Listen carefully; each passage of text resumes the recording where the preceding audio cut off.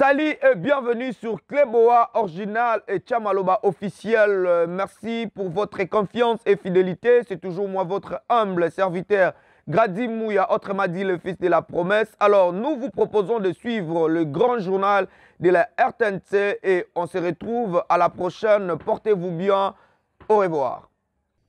Merci de nous rejoindre sur la RTNC, mesdames et messieurs, bonsoir. Le chef de l'État, Félix Antoine Tshisekedi, séjourne en Tanzanie à Dar es Salaam pour une visite de travail sur place. Il a eu des entretiens avec son homologue tanzanienne. Les deux personnalités ont réaffirmé leur engagement commun pour renforcer davantage la coopération existence dans divers secteurs d'intérêt commun, à savoir la paix, la sécurité, les commerces et les investissements, pour ne citer que cela. Images et commentaires dans nos prochaines éditions. La rentrée judiciaire de l'exercice 2022-2023 a eu lieu samedi dernier à travers la capitale sous la présidence du ministre d'État, ministre de la Justice, Rose Mutombo. Autre détail avec Guy Matundu. Pour sa toute première mercuriale, en sa qualité de procureur général près la Cour de cassation, Firmin des membres saisit l'opportunité de la rentrée judiciaire pour évoquer la problématique du ministère public face à la liberté d'expression dans un état de droit. Il promet de dire le droit face à certains abus. L'infraction d'offense envers le chef de l'État est prévue par l'ordonnance loi numéro 300 du 16 décembre 1963 relative à la répression des offenses envers le chef de l'État. Elle se réalise dans une expression outrageante par parole, fait, geste ou menace, tout terme de mépris ou toute invective renfermant ou non l'imputation d'un fait précis, proféré publiquement à l'endroit du chef de l'État avec l'intention de l'offenser. Par son action, l'auteur de cette incrimination blesse le chef de l'État dans sa dignité et dans son honneur. La République démocratique du Congo, qui se veut un État de droit, poursuivra sa mission telle que notre Constitution lui a donné le prestige. Mais à quel moment peut-on parler d'exercice abusif? Stéphane Ernest soutient que ce serait l'anarchie si chacun se mettait en enfer qu'à sa tête en bafouant les lois et que nous ne pouvons pas nous empêcher de l'intervention de l'État si nous voulons cohabiter sans nuire les uns aux autres. La position des législateurs congolais qui a édicté des lois pour sanctionner les comportements répréhensibles. Cette audience solennelle est la première que Firmin Vandu assiste en sa qualité de procureur général près la Cour de cassation. Au total, 400 jeunes agripreneurs sont à l'école du savoir, cela pour l'élaboration des gestions et l'évaluation de quelques projets. Une formation organisée en Bakana dans la commune de Maluku par le ministère de l'Agriculture. Marie Kalong nous en dit plus. C'est le quartier Mbakana dans la commune de Maluku qui a été choisi pour le lancement de la deuxième série d'incubation pour le jeune évoluant dans l'agrobusiness. Au total, 400 jeunes vont suivre la formation sur l'agrobusiness. Chacun d'eux proposera un projet pour bénéficier du financement. Le ministre de l'Agriculture, Désiré Nzinga Birionzi, a donné le temps pour le début de cette formation. PEJAB, un projet pour lequel l'oreille du chef de l'État, le président de la République, son Excellence Félix Antoine Tshisekedi Tshilombo, est toujours tendue pour l'effectivité de l'émergence et de la jeunesse. Je ne saurais lancer le processus d'incubation de nos centres respectifs sans pour autant attirer l'attention des jeunes dans ce sens que l'avenir de ce pays repose entre leurs mains. Ils sont les partisans de leur propre bonheur et celui du pays. Devenir millionnaire avec sa propre entreprise, cela est possible, surtout quand on est jeune. L'encouragement est du ministre de la Jeunesse, Yves Boukoulouzola. La jeunesse est indexée de beaucoup de mots, mais je suis sûr et convaincu que vous êtes cet échantillon de jeunes qui veulent faire la différence. Le coordinateur du projet d'entrepreneuriat de jeunes dans l'agriculture et l'agrobusiness, PEJAB, est un homme comblé. La présence de chacun de nous témoigne de l'importance que nous accordons à ce grand et bon projet qui va lancer nos jeunes dans le domaine de l'agrobusiness. La mise en œuvre de ce projet est une façon pour le gouvernement congolais et ses partenaires de soutenir le jeune entrepreneur. Geste d'amour, geste de générosité posé à l'endroit de quelques familles de militaires. Ces derniers viennent de bénéficier d'une assistance sociale de la part de la présidente du parti politique CRIC, Madame Stéphanie Mbombo. Jojo Nzibou pour les reportages. Après avoir été informé de la situation précaire, on n'est peu plus difficile que traverse cette famille dont le mari se trouve au front dans l'est de la RDC, plus précisément à Bunagana. La présidente du Cercle de réformateurs intègres du Congo, CRIC, Madame Stéphanie Mbombo, s'est rendue personnellement au camp colonel Kokolo ce dimanche pour soutenir cette famille des militaires où la femme, les 2 enfants ainsi que la belle-mère ont été surpris non seulement par cette visite, mais aussi parce que la bienfaitrice n'est pas venue main bredouille. Elle avait dans sa gibecière des présents pour soutenir tant soit peu cette famille d'un de nos vaillants militaires des FARDC engagés dans la traque des ADF. Ces hommes et ces femmes donnent leur vie pour notre sécurité. Alors la façon de leur soutenir, c'est aussi venir auprès de leurs membres de famille, de leurs femmes, leurs enfants, leur donner un peu de sourire et leur dire que nous sommes ensemble, qu'on contribue dans la prière et dans la sérénité. Cet esprit de prière et de sérénité qui va aussi accompagner nos frères et sœurs qui sont au front, en train de se battre maintenant à Bunagana. Je ne m'attendais pas vraiment à cette visite. Merci pour ce geste, que Dieu vous bénisse. Madame Stéphanie Mbombo a invité les personnes éprises de paix et de bonne foi à soutenir les FARDC ainsi que les familles de nos vaillants militaires qui combattent l'ennemi au front dans l'est de la RDC. Et des nouvelles de la chancellerie des ordres nationaux où le général brigade Motanda Basusu vient de prendre la commande du secrétariat général. De précision dans ces reportages de Bobo Samba. L'assistance composée de cadres et agents du secrétariat général ainsi que de quelques membres du cabinet du chancelier des ordres nationaux a d'abord exécuté l'hymne national. Cette étape a été suivie de la signature du procès-verbal par le secrétaire général sortant et entrant. Le procès-verbal de cet événement a été rendu public par le chef des divisions en charge d'études et planification. Nous, Mungubanza Christophe, secrétaire général à la chancellerie des ordres nationaux sortants, et le général de brigade Motanda Basusu Jean, secrétaire général à la chancellerie des ordres nationaux entrants, avons accepté l'assistance des témoins, dont les noms et fonctions suivent et établit un état de lieu reprenant tous les biens meubles et immeubles ainsi que les documents du secrétariat général. Le secrétaire général entrant a promis d'être le maillon utile pour la bonne marche de la chancellerie des ordres nationaux.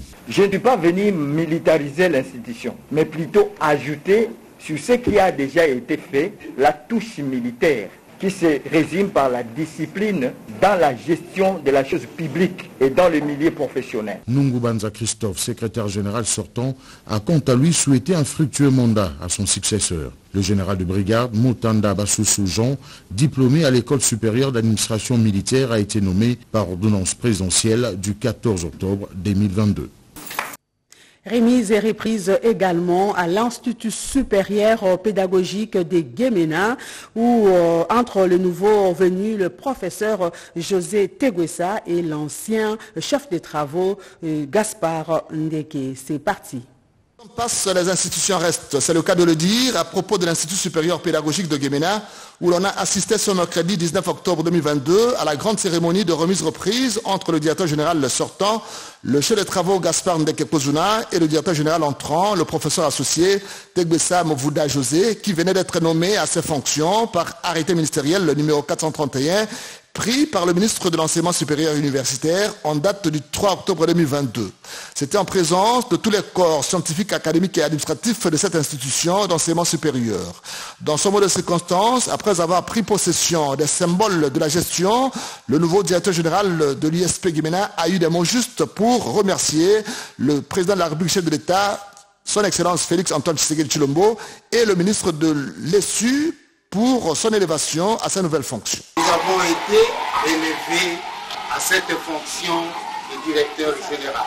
À la communauté de l'ISP, imposé, comme mon prédécesseur venait de les souligner, le personnel académique, y compris moi-même, le personnel scientifique. Nous sommes dans la continuité. Le comité sortant a fait sa part à la hauteur des limites des compétences humaines. Nous ne manquerons pas, pour notre part, d'apporter une valeur ajoutée. Soyez-en sûrs. Et pour clore, nous remercions toute la communauté de Sidouali.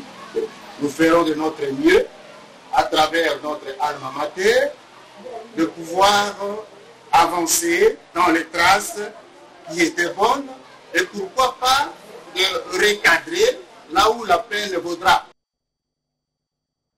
Je vous convie à suivre à présent cette cérémonie de l'arrivée de bus Transco à Chikapa, le bus réceptionné par les autorités provinciales.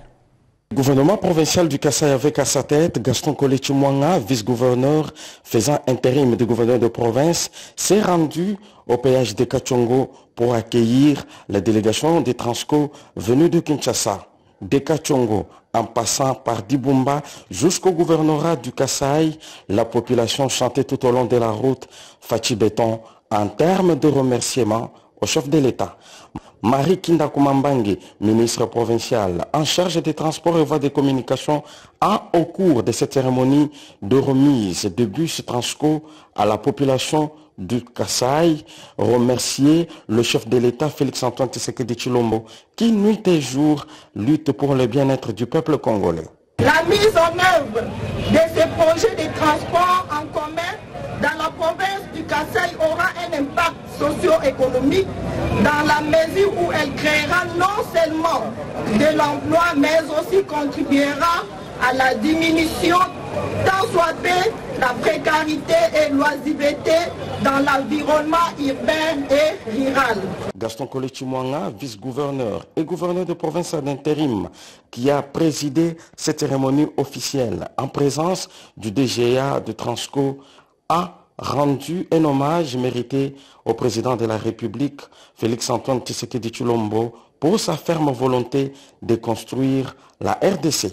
Aujourd'hui, c'est un grand jour, car ce projet d'installer l'établissement transport au Congo, Transco en Suisse, est la ferme volonté du chef de l'État de voir les filles et les fils de la province du Kasaï prendre le moyen de transport en commun qui rassure les usagers.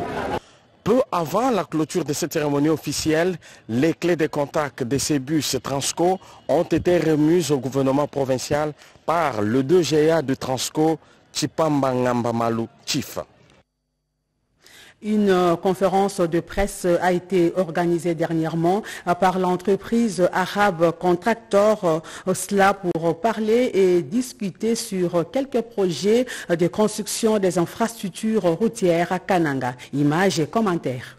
C'est au cours d'une conférence de presse tenue ce mardi 11 octobre 2022 par l'entreprise arabe Contractor à Kananga, chef-lieu du Kasaï central pour la construction de quelques routes de cette province, que le chef adjoint du projet a résumé en 5 points permettant la réalisation des infrastructures routières dans la province du Kasaï central, notamment l'importance du projet pour le tronçon RN1, la consistance des travaux prévus et la durée du projet, l'accompagnement de la population locale, les indemnisations de cases et maisons, enfin l'exploitation de la carrière de Nganza. Les projets et la construction d'une route entre Kamusha et Kaninga d'une longueur totale de 152 km.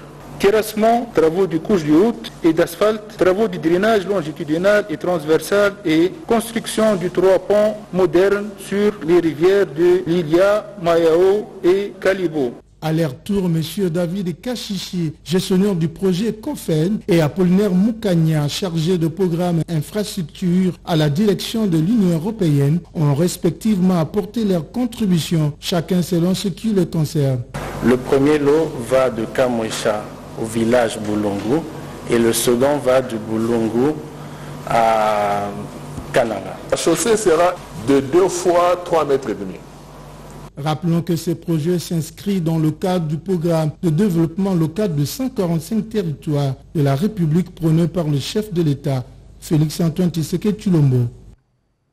Les déplacés Yaka du territoire des Kwamout viennent de bénéficier d'un don de vivres et non-vivres, dont d'un fils du terroir. Commentaire Félix Zaloumet Ndandou.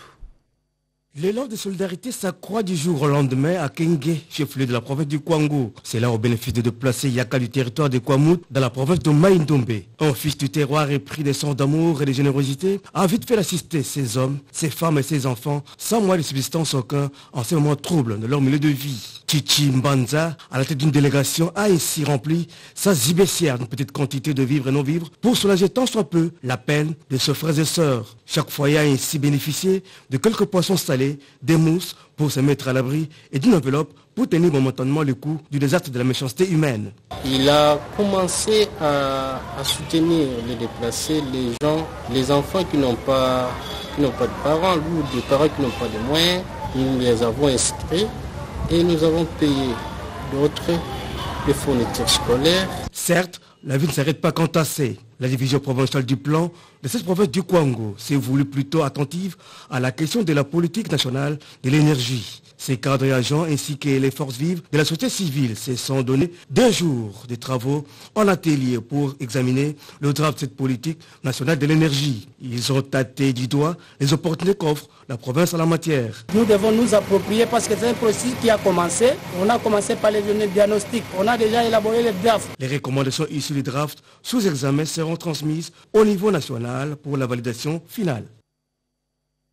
Aller inspecter quelques chantiers et sites des Kalemi, et cela pour se rendre compte de l'état d'avancement des travaux. Elle, c'est la gouverneure Julie Ngwangu de Tanganyika. Suivez.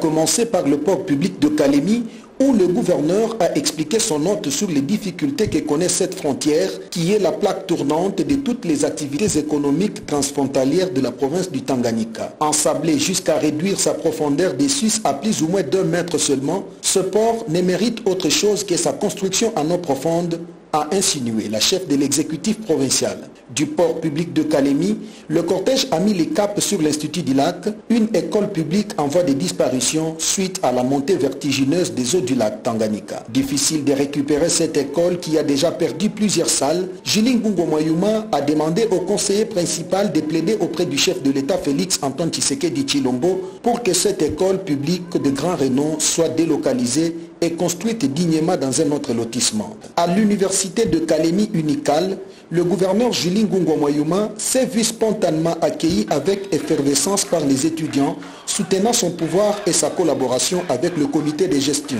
Rangés pour son accueil, les membres du comité de gestion, professeurs visiteurs et membres des bureaux facultaires ont conduit la délégation dans la visite des différents auditoires achevés et l'amphithéâtre en construction, motif de satisfaction de l'autorité provinciale. Le regret de toute la population du Tanganyika, l'arrêt des travaux de construction de l'aérogare à l'aéroport national de Kalemi. Julie Ngungo Mayuma a conduit David Moukeba sur les lieux pour constater l'objet de ces cris d'alarme. Bâtisse infinie abandonnée, le gouverneur Julie Ngungo Mayuma a demandé au conseiller principal de porter au cœur ce désir de la population du Tanganyika auprès du chef de l'État Félix Antoine Tshisekedi Tshilombo. Nord Ubangi, le président provincial vient de sensibiliser la population du territoire de Businga sur le projet de 145 territoires initiés par le chef de l'État. Occasion pour lui d'inspecter quelques sites de construction des infrastructures des bases dans cette partie du pays. Pierre Mbouy nous en parle. Ils étaient nombreux, ces compatriotes, habitant les territoires de Businga, dans la province du Nord Ubangi, venus de la 50aine de villages éparpillés dans les 4 groupements, à savoir Monzouambe, Mongbapele, Bobale et Monzouane, qui comptent des secteurs de Mouveda, l'un des grands centres commerciaux de cette partie du pays, à offrir leur hospitalité, calquée sur le principe de la culture Ngwandi, au président de l'Assemblée provinciale du Nord Ubangi, Maître Simo Balimombedoa, à l'itinérance administrative dans le Nord Ubangi profond. Belle opportunité pour le speaker de la première institution de cette partie du pays de nettoyer certains équivoques quant au statut territorial de cette entité et de sensibiliser la population de Moveda à s'approprier les axes phares du projet de développement de nos 145 territoires initiés par le chef de l'État, Félix Antoine Tshisekedi Tshilombo, sans oublier prôner la culture de la paix sociale entre les populations. L'occasion pour moi de demander à la population de soutenir la vision du chef de l'État qui a voulu que les territoires soient développés à partir de la base. Qui a vu les anciens bâtiments que vous avez constatés, si on peut appeler ça des bâtiments, vous avez constaté. Et grâce à la vision du chef de l'État, vous avez vu les écoles sont en train d'être construites. Poursuivant son inspection dans les fins fonds du territoire de Bouchinga, le président Gbalimo s'est rendu dans la chefferie de Karawa, où il a visité les ouvrages d'intérêt communautaire du Fonds social de la République érigés dans le cadre du projet STEP. Une inspection qui s'est concrétisée par la visite d'un des chantiers de construction d'une école dans la chefferie de Bouchinga, toujours dans le cadre des ouvrages du Fonds social de la République. RDC nous parle ici de la tenue d'une conférence bientôt avec tous les membres des pays de la SADC, cela en prélude de la journée anti-sanctions imposée au Zimbabwe depuis 2021. Les Zimbabwe comptent sur la solidarité africaine et internationale pour obtenir la suppression immédiate des sanctions lui imposées par les États-Unis d'Amérique et l'Union européenne depuis 2 décennies.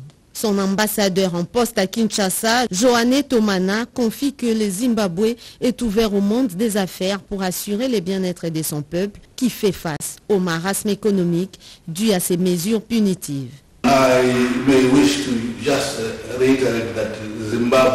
Le Zimbabwe est parmi les nations de ces villages planétaires. Nous avons besoin de l'amour de tout le pays du monde. Le pays fait face aux effets collatéraux, des sanctions lui imposées depuis 2001. Les Zimbabwéens ne jurent que par la levée des mesures punitives qui fragilisent son économie, mais aussi le développement du pays.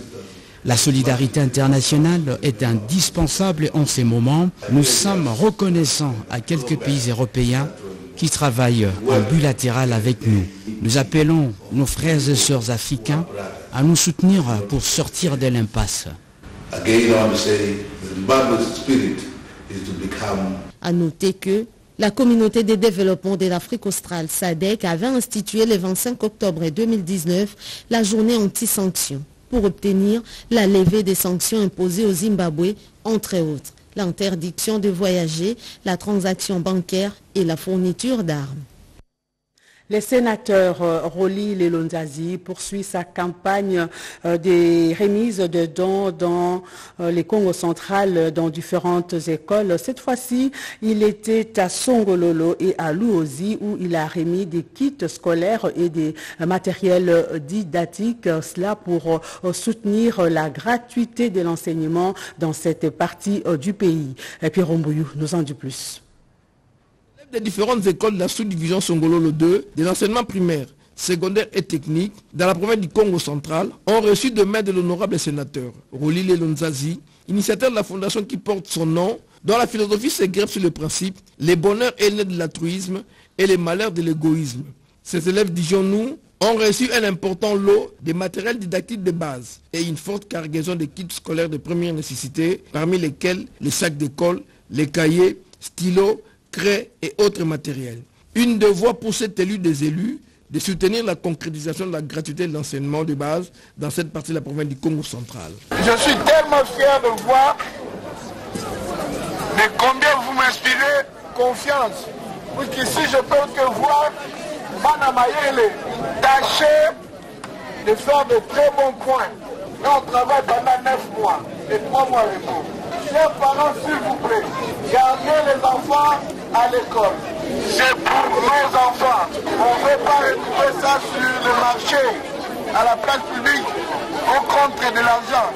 Une visite guidée des différentes salles de classe de cet établissement scolaire où le minimum vital fait défaut, ainsi que leurs installations sanitaires, ont clôturé cette visite de l'honorable sénateur Roli Lelonzazi dans les écoles de la sous-division de Songololo 2. Et dans son élan d'un altruisme social avéré, le sénateur Lelo s'est engagé à réhabiliter sur fonds propres toutes ces infrastructures scolaires. Assassinée dernièrement à Béni, la sœur Sylvie Kavouké, une messe des Requiem a été célébrée en sa mémoire par sa communauté. Reportage Kinanga Musashi. La barbarie qu'on observe depuis plus de 20 ans à l'Est par les tueries en masse de paisibles citoyens, dont le seul tort est d'être hospitalier et industrieux, atteint au fil des années un paroxysme de cynisme et de sauvagerie, jusqu'à s'en prendre aux infrastructures sociales d'intérêt communautaire, nécessaires pourtant au développement du pays. Comment quelqu'un vit avec une arme et il vous regarde dans les yeux, c'est la seule fois que vous le connaissez, et il vous abat à coup portant. Il y a des sociétés qui savent laisser pour dire finir la récréation. Le dernier cas offusque le monde entier. Il a été dénoncé par l'évêque du diocèse de Butembo-Beni, Monseigneur Sikuli Melkisedek. Les faits se sont déroulés dans la nuit du vendredi 21 octobre. Une seule médecin qui était au service des faibles, c'est-à-dire des malades, et qui se retrouve assassiné aux côtés des faibles sans défense, sans milieu professionnel. Le bilan encore provisoire fait état de 8 personnes tuées, parmi lesquelles nous trouverons Dr Sir Marie-Sylvie. Le matériel et médicaments ont été apportés par les inciviques et le bâtiment du centre de santé parti à fumer. Pendant que se déroulait son enterrement à Bunyuka, la communauté Nandé a compati par des cultes d'action de grâce à la disparition de ces victimes innocentes et déplore la destruction méchante des infrastructures qui frappe une fois de plus le diocèse de Butembo-Beni. Parlons une fois de plus justice dans ces journaux avec notre confrère Rodé Panda sur l'affaire concession cité moderne de la santé.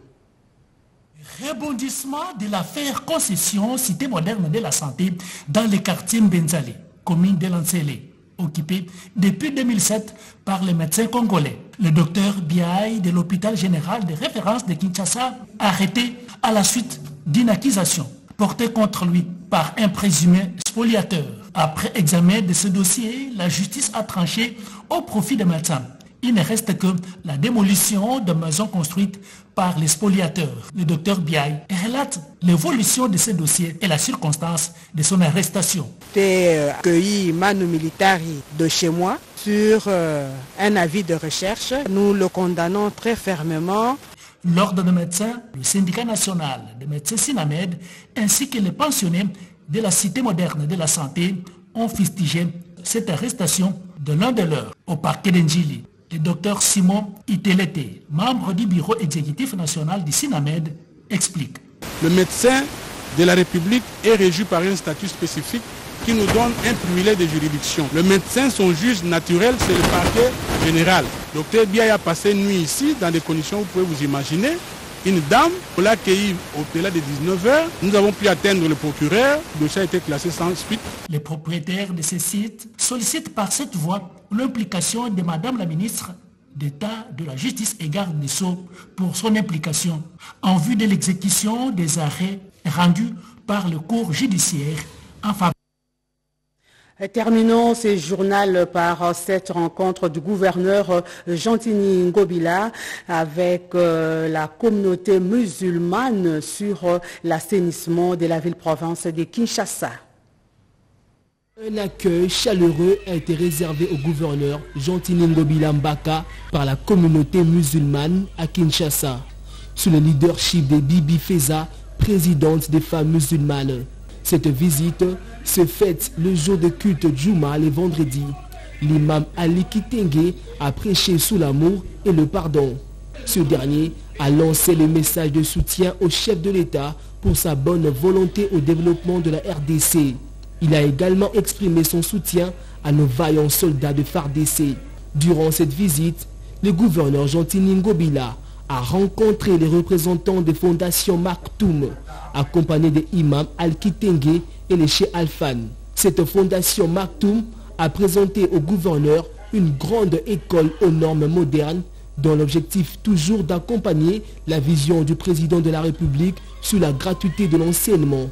Le lendemain de cette rencontre, le gouverneur Gentini Ngobila s'est rendu dans la commune de Lingwala avec son conseiller stratégique Lévi Paye. Arrivé sur le lieu, surpris de constater les femmes musulmanes qui mettent en pratique sa vision de King Bobeto dans la ville-province de Kinshasa. Merci d'avoir été des nôtres. Merci à toute l'équipe. Excellente soirée sur la RTNC. Au revoir.